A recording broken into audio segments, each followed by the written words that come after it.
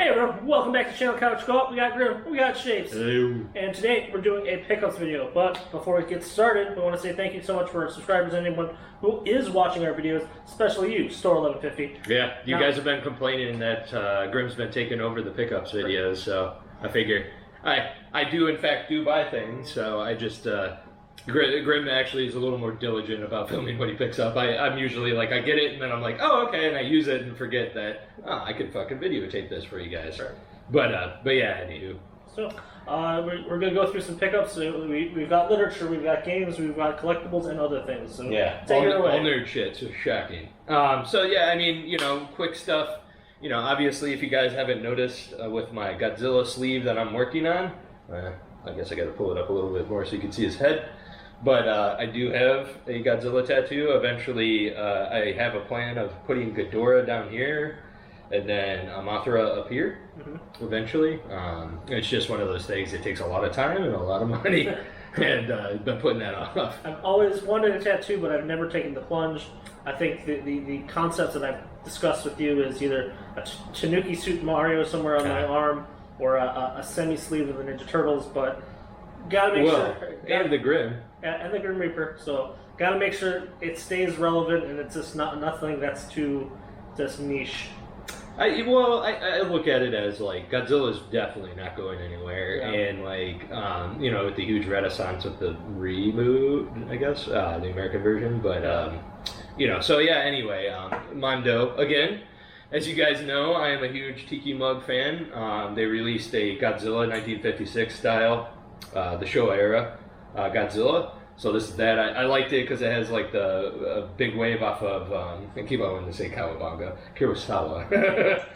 Just a little bit different. Yeah. Well, I had that I am 8-bit that is big wave off of Kawabanga, so that's why it sticks in my head. But so yeah. Anyway, just love it. I will not lie. Ideally, it's for drinks that you know, obviously have a very viscous ability, because ice cubes do not fit very well in this thing. But you know, I'm going to bring this out a couple of times. You just need like a slurping machine or something like that. Yeah, it's frozen already in there. Well, it's like if I could get like a Mothra swizzle stick or something like that, it would be on point. So nice. But so yeah, and then another thing that I picked up recently, I started reading it, but then life obviously kind of came into play. It was a lot of bullshit in my life kind of going on, but Something is Killing the Children is a comic book. I actually own #1, 2 variant comics, or I think issues. Yeah, they have it in the back. I'll show you which ones I have. I have this one and this one actually, right next to each other. Yeah, nice. Luckily, but yeah, it's badass. I mean, the artwork is an Italian artist. His name is Werther Del Edera, excuse me. I hope I'm saying that right. I'm probably murdering. If you're watching this, we apologize maybe in advance. I salute you, sir, regardless. But, you know, it won the 2020 Will Eisner Award. Or nice. It was the nominee, sorry. What won it was actually... No, it was Immortal Hulk. Oh. Yes. Which I also have, Something actually. Mainstream. I think issue 2 is... or... I don't know. Issue 1 is pretty high up there, but I saw issue 2 of that comic because it introduces a bad guy from it. He's worth like $250 right now. Yeah. So anyway, so I think I have issue 1 and 2, and then I moved and divorced and everything else, just kind of fell off of it, and just, you know, Grim's been going to comic book shops, and every time I go there, I always look for the issues that I don't have, and it's honestly, it's always gone. Yeah, it's either pick through or they just don't carry it for whatever reason. Yeah, it's like, or it's like the last 4 comics that have come out, and it's like, well, I can't really jump on this now. But so I have the volumes 1, 2, and 3. 3 just came out. I had my bookmark in there because yes, I am reading them.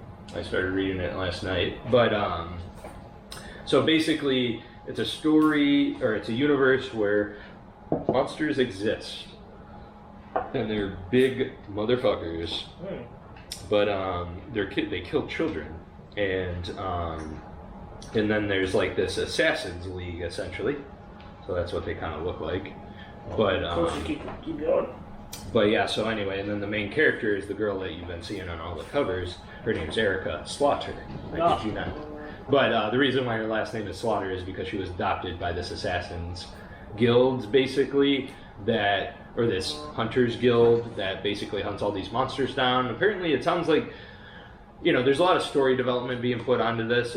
It's very, where one thing, it's how I like storytelling, where it starts off small and then it eventually just kind of like, essentially goes off into other things, and you start seeing like, oh, it's not just her. Right. There's a whole slew of them. Okay. And she's actually the redheaded stepchild. They hate her. Oh. And because she's adopted, or? Well, she was a person that, yes, was adopted by the guild, but essentially she could see the monsters. Because there's this thing, this guy has it on his head. You basically have to get stabbed in the temple, and then if you're an adult, because as you mature, is what she said, what Erica says, cooked. You're not fully cooked, because one of the sidekicks in the story, I can't remember his name. Hold on.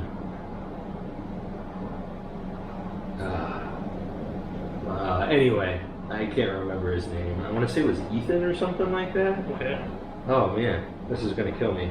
It's funny because I know all of his friends' names because he talks about them all the time because they all got slaughtered. But anyway, the thing I love about this is literally the first issue is one of the best first issues I've ever read. Sure. Outside of, honestly, Immortal Hulk was up there too, coincidentally. But it starts out where it's a sleepover and they're playing Truth or Dare. And one of the main characters gets asked a truth question, and they're like, "What? Tell us the most frightening the most frightened you've ever been, scared you've ever been." And he's like, "Well, there's this one time." He's like, "I was at home all alone because my dad had taken my sister to a soccer tournament."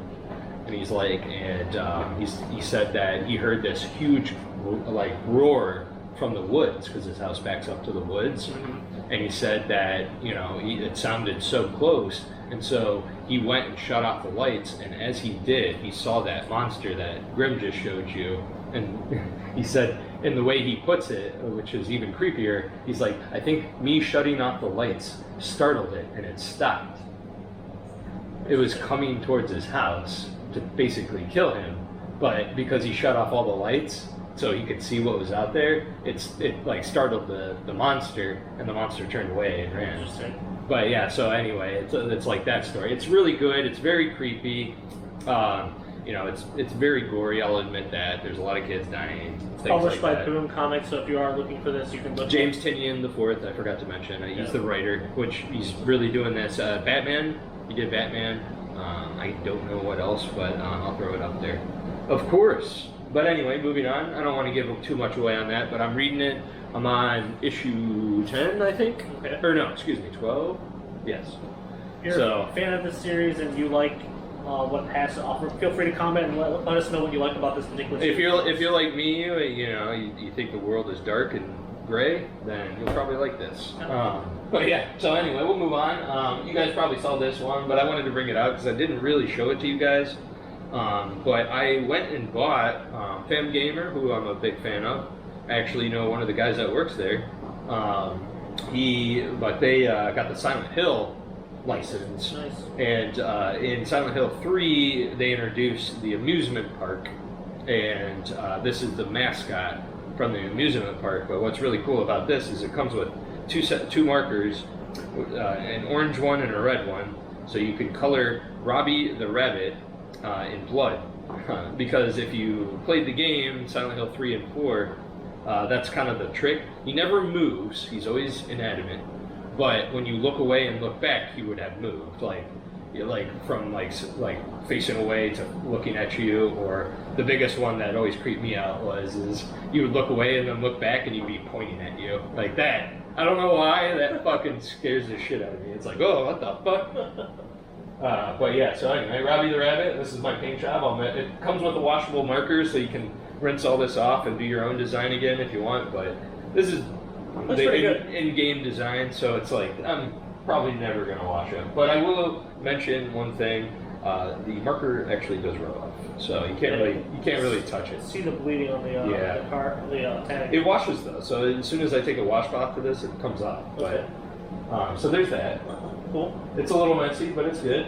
Another thing I'll bring up is I watch this one channel, Matt McMuscles. He is a lot like me, honestly. I find him very funny, but he's really into dark stuff, comic books. He's more of a Marvel guy. I'm more of a DC guy, but there's nothing good with DC other than Batman. Okay, good. It's true. I'll admit it's scarce, but so he started playing Sinking City. He likes horror games like I do, and he has this thing that he does. It's called Matt's Nightmares, and he did 2 videos on this game, and I was like, God damn! Like I heard about it. Good friend of ours who works for a game journalistic game company. He played this, and he was like, yeah, it's good, and I was like, okay.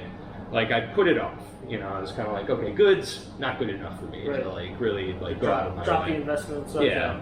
Well, I saw his Matt McMuscles video, and check his shit out if you dare. But no, it's good stuff. But anyway, he played this game. I saw it. I saw how much fun he was having with it. Now, is this game broken? Yeah, a little. I would say. Broken in what way? There's little things like NPCs will walk in place, or there's like it's a very dingy city, and like NPCs hate each other, kind of a thing. Right. Because it's H.P. Lovecraft, if you haven't guessed it, by Cthulhu in the background.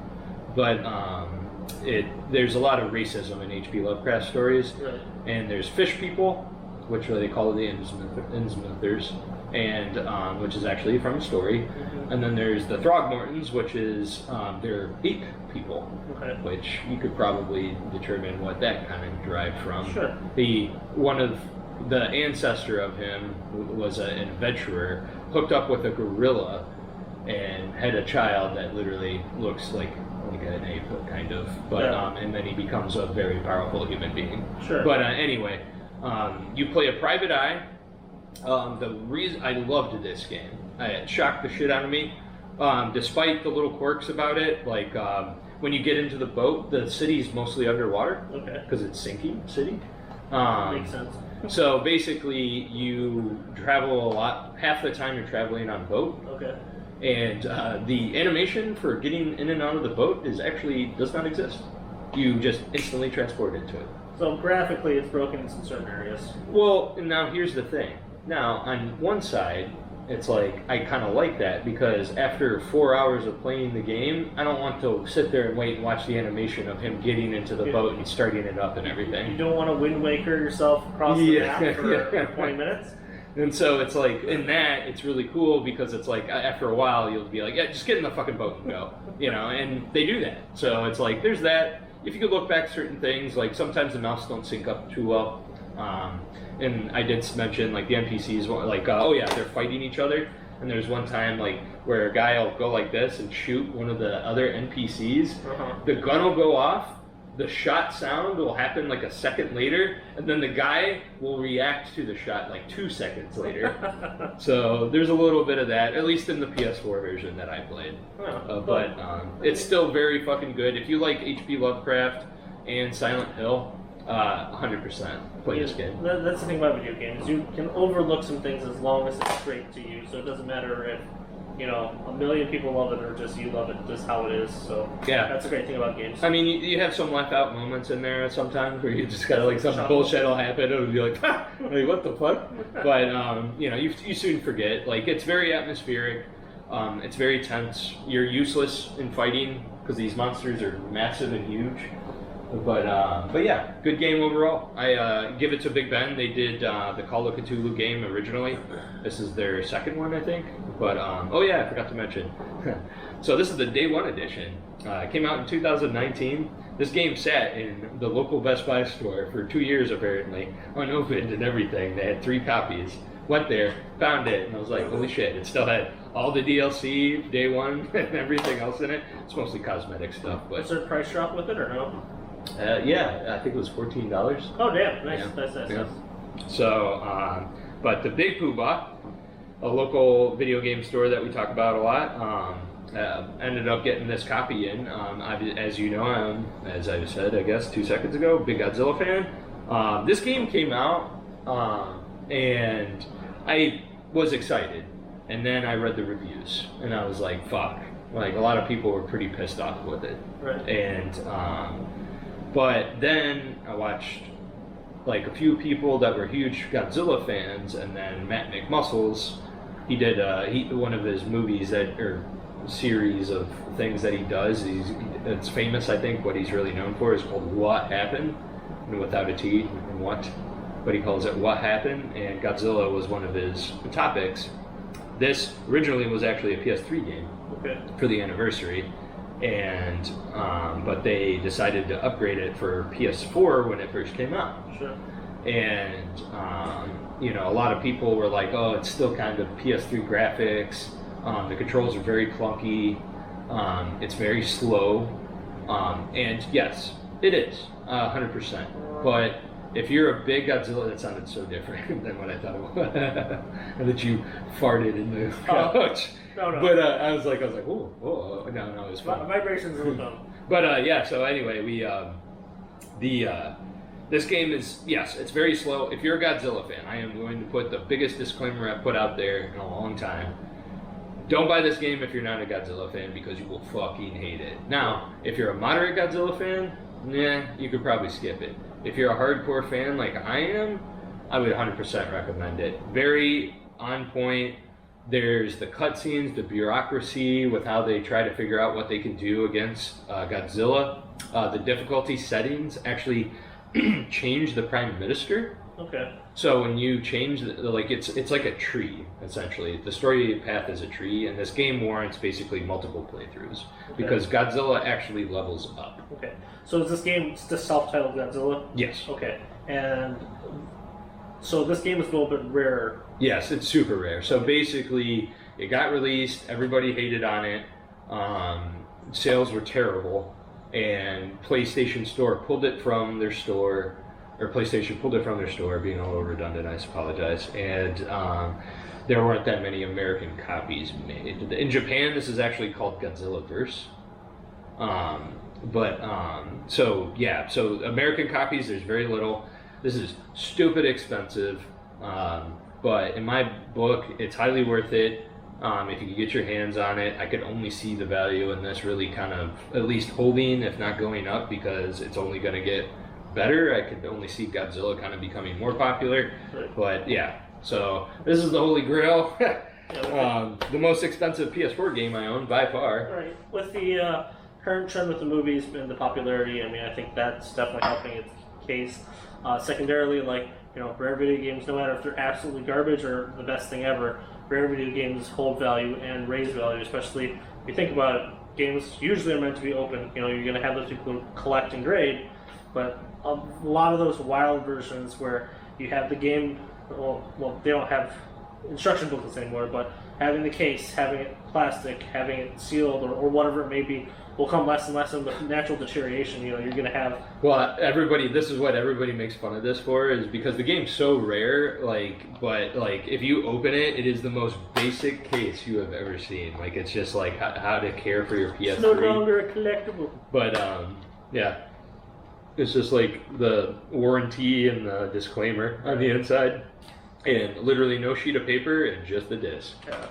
So, I mean, with that said, it should be. Did you buy it sealed or did you buy it bottled open? No, it was open. Okay. Sealed, I think, is like $10,000 or something like that. Really? It's got to be. Dude, this game is so expensive. I cried a little bit when I bought it, and I actually had a little bit of buyer's remorse. And then I played it, and I was like, all right, this is actually really goddamn fun. Yep. Basically, you have to destroy the city to upgrade Godzilla, and then sometimes you come across another kaiju at the end, you fight them.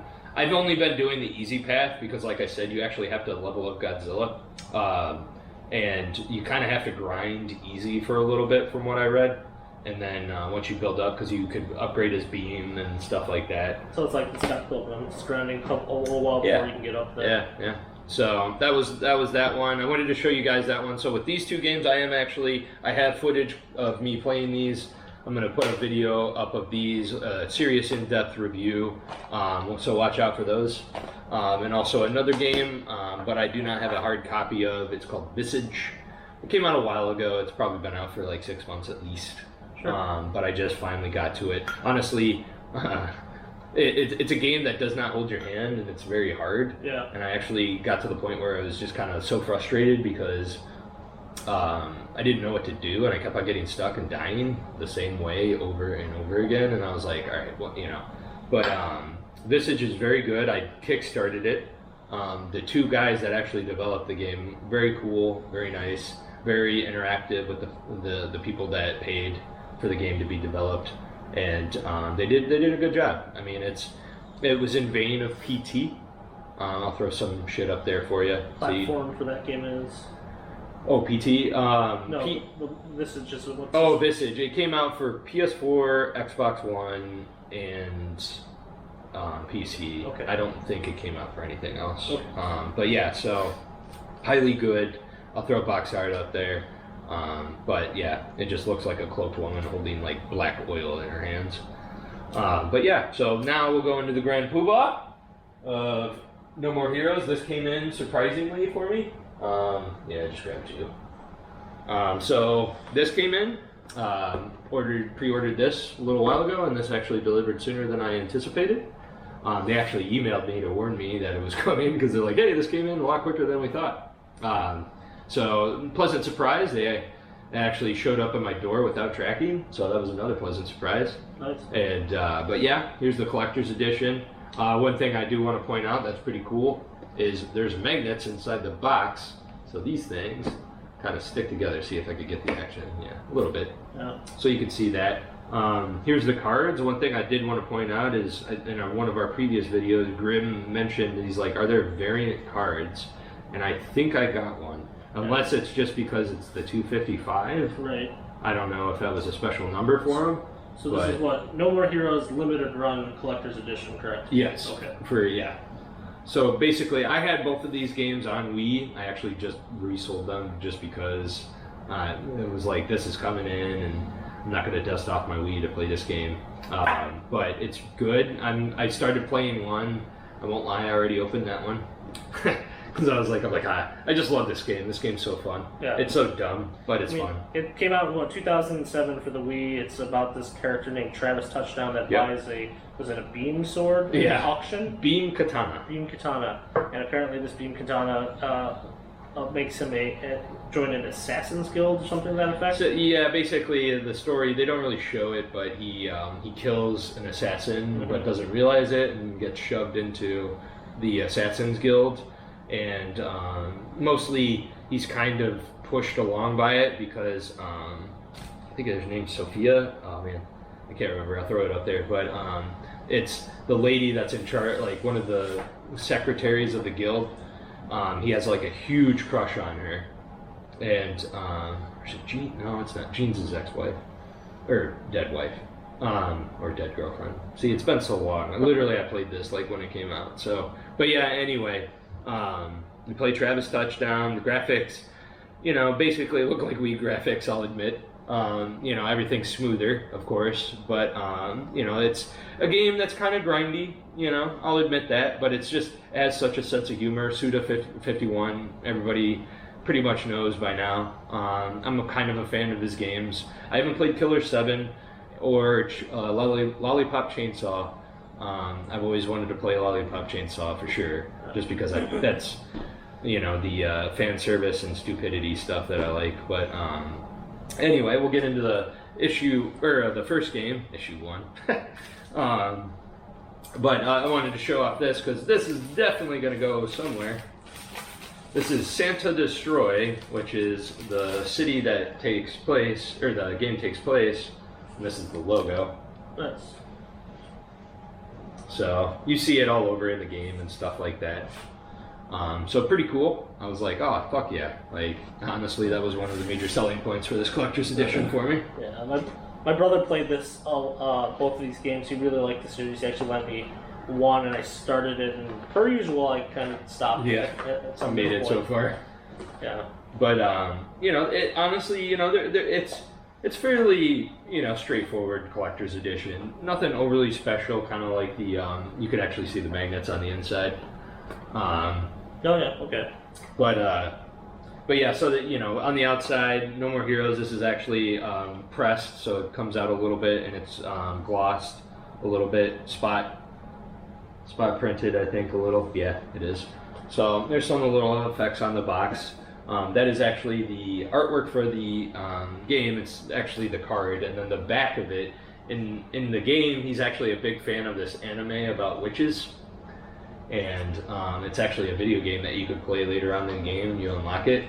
But this logo is actually on his shirt in the game. It's pretty cool. So you could put up the poster of his favorite anime in your house. Nice. A bunch of teenage girls dressing in nothing.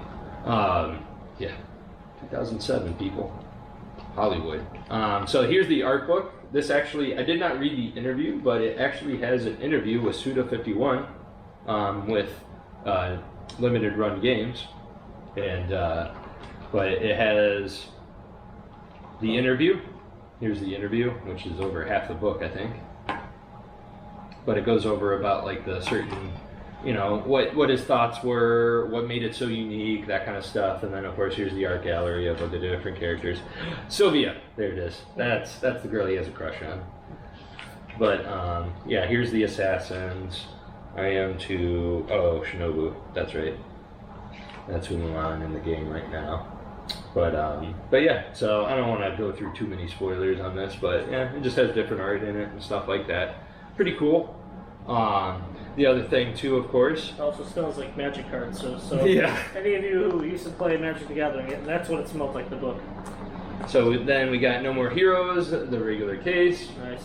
And then the Steelbook. So the front is what you've seen about 1 million times now, and then the back of it's all the assassins from in the game, and they're numbered. Is the inside cover different? Yes. So the inside cover is actually his ex-girlfriend, dead ex-girlfriend. Oh. Jean, I think is what it is, because he names the cat Jean. So there's that, and then the thing I was shocked by was I forgot that this was a 2-discer. Oh wow! But yeah, here's the soundtrack to the game, which is actually pretty goddamn good. The old yeah, the double book. Yeah, the double book for like the Final Fantasy games for PlayStation X. Yeah, that's so pretty cool. It's pretty light, so I don't think there's really anything else inside of it. I'm gonna wait to open this up only because I'm gonna be able to rip these, because I do not have that mean right now. Once again, 2020, bro. 2021. Yeah. Exactly. So yeah, I mean, like I said, good shit. We'll go. And now I saved No More Heroes 2 for you.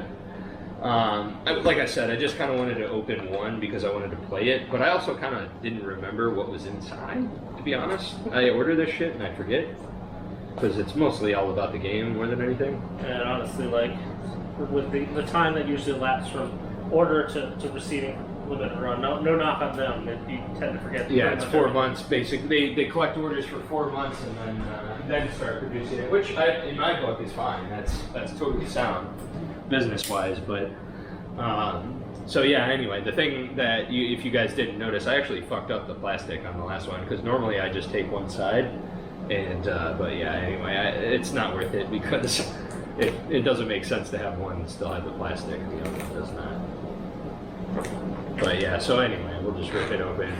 And I won't lie, my box got really crushed. The box that was shipped in got crushed really badly, and these boxes kind of got the wear a little bit, unfortunately. It's a little crushed, but I mean, I'll probably never resell this, so it don't fucking matter. But same deal. In the second game, his jacket changes a little bit. He has the Santa Destroy flag in the back. I keep on wanting to call it the Jolly Roger, but it's not really that. Looks more Confederate, I think, maybe.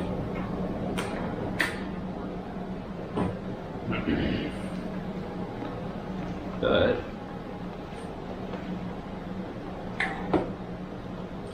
so again, same stuff for the most part. There's the hard copy.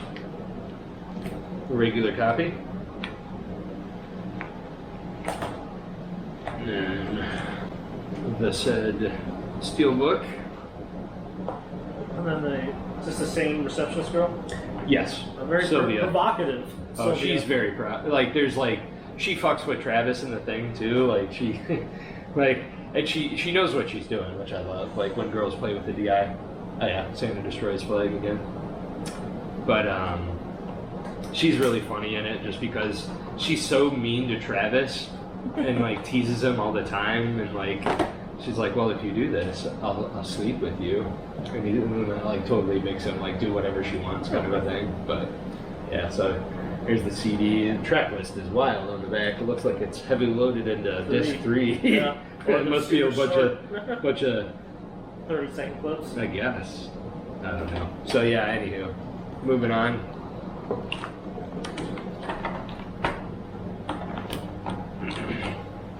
There, I got you go ahead and keep going with this. Hear it. See what Desperate Struggles looks like. Because Shinobu actually becomes a fan of Travis's. Oh, it's Sylvia. Oh, come on, don't go. Yes. So, Shinobu actually becomes a friend in the first game, and that's her right there. I always liked her. She's like a black Japanese mix. Haha. So yeah, anyway, Travis gets dual beam katanas in this one. Nice. You know, I'm gonna sound like a pretentious asshole, but I actually like the story in the first game a little better, just because it was a little more grounded. This one kind of goes off the wall a little bit, but I will say, I think, because it's funny, you know, when you don't play something for so long, and when you go back and play it, you're like, oh, I remember this part being really funny, and then it wasn't there. Because I played it, and I was like, oh, motherfucker, that was number 2. So yeah, anywho. Here's the thing I wanted to point out, I forgot. So in the game, there's a tiger, and that you get power up. So every time you execute somebody, you get a little slot machine thing, and if you get them to line up, it's random, of course. You don't line them up; it's just random. But you get a special ability, depending on your katana and stuff like that. But the tiger represents how long it lasts, and like it roars when you get powered up, and then it starts walking towards a goalpost. And when it makes it to the goalpost, your power wears off. But I thought that was cool that they put that little thing in there. And then this is the swipe, where it tells you which way you need to swipe to execute the death kill. Are you playing with motion controls on this one? Or You no? can, actually. I am some of it. Okay. Charging the batteries was supposed to be, in the original game, it was supposed to be acting like you're jerking off. And I just loved that so much, just because it's so fucking funny. Because when he's doing it too in game, he's going like this. And if it's like completely drained and you're doing it for a long time, he double fists it and starts going like this. And like really gets into it. It's fucking hilarious. But So a mature game rating. It's set. oh dear God, yes. Dear God, yes. It's got the M for mature. It's a good game though. Really good. I mean, if you're not a Suda 51 fan, I would say, you know, don't do it. It's not going to sway you in any way, because this game's pretty off the wall. But it's very Japanese humor. On the positive side, number 3 is coming up in a couple months. Yeah, which is going to be great. It looks good. It's taking place in space. I don't know how I feel about that, but you know, so your whatever. groundedness is literally It's all gone. It's all gone now. It's like, well, I guess we went shit crazy. Behind the scenes. So, see if there's an interview.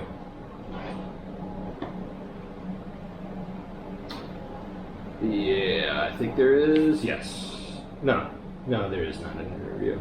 I think it's just a thing about the game. Yeah, and then illustrations, the different guys that you play against. Concept gallery. Oh yeah, that's right. I forgot about the kid. No. Yeah. So yeah. Oh, here you go. Here's the Suda interview. I figured they had to. Okay. So yeah. Anyway, that's the collector's edition. I'll wrap the video up since we're getting getting pretty far in time here, but I just wanted to show this off to you guys since everybody seems to like the bullshit of me getting stuff. Right. But thanks, guys. But I appreciate it. You know, I enjoy showing this stuff off just as much as anything. So yeah, don't forget to like, subscribe, tell your friends, and we shall see you in the next one. Catch you later. Later.